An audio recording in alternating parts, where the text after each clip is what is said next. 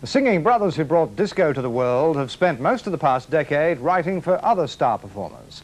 But boosted by a new album, the Bee Gees are now taking off on a world tour. Since their first appearance on Australian television 25 years ago, the Bee Gees have been to the heights, selling over 100 million records in the process. In the 80s, they dropped from sight, devoting their time almost totally to songwriting. But now the brothers Gibb are back with bags packed for a world tour. It's actually easier than it used to be. Yeah. So it feels easy. We can't look at it in terms of whether it's hard or not, we're just having a tremendous time. But we're also getting face to face with our own hardcore fans, which we haven't done for 10 years. The tour has been inspired in part by tragedy, by the death last year of brother Andy, a sad event that made them feel it's time to go on the road again. We don't want to waste what we do. Andy wasted a lot of the things that he was very capable of doing. There were so many things that he would have been great at. Now with a new album, the world is again the Bee Gees' oyster. In Hollywood, Ken Burslem for 10 News. Here's a Bee Gee fan. Yeah, I like Bruce them. McElhenney. Bruce, Gary Buckenhauer is now... The Australian tour is in memory of their youngest brother, Andy, who died last year.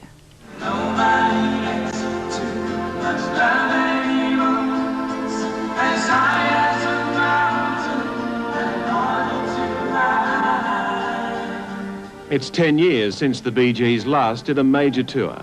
They haven't come back for the money, it's more a memorial get-together, the tour where the 3 Bee Gees were to become 4.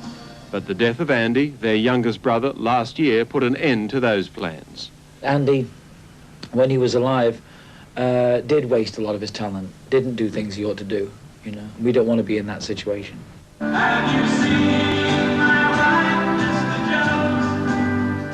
At every one of their sellout concerts, a song is dedicated to the memory of Andy. He was just 30 when he died. After a skyrocket ride to stardom, his career stalled. He became hooked on drugs and alcohol. Eventually, he died from heart disease. To this day, his brothers still think maybe they could have done more to help. They owe their multi-million-dollar careers to those early days back in Australia where they got their start.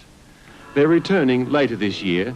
It's going to be a tour full of memories of a younger brother who should have been here.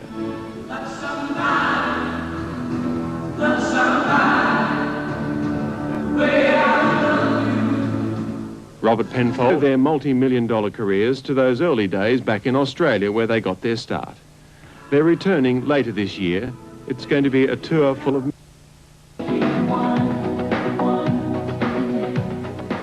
The world tour coincides with the release of their 26th album. It's called One, and dedicated to youngest brother Andy, who died last year, aged 30. It's still upsetting deep down, but easier to talk about. He was a good kid. It's a pity that he had such a short life. Remarkably, in these days, perhaps, the Bee Gees can still live a fairly normal lifestyle. In London, they can walk the streets, not totally unnoticed, but at least unhindered. They admit that baby brother Andy lost control of the situation, the sudden stardom, the slide into oblivion. These days, the brothers blame themselves for at least some of his problems. They think they should have done more, maybe acted earlier, to save his life. Well, obviously we feel that guilty. I mean, we've never felt less than guilty about it. That the fact that we were, the 3 of us, always together, and that Andy was a solo artist and wasn't really a Bee Gee, and in the later years wanted to be a Bee Gee and wanted to have his solo career as well. It was very conflicting time for him and for us. Yes, we still feel guilty about it. The return to Australia will be something special. The Bee Gees started there. It was Australia that gave them their first #1 record, the very beginning of an extraordinary career.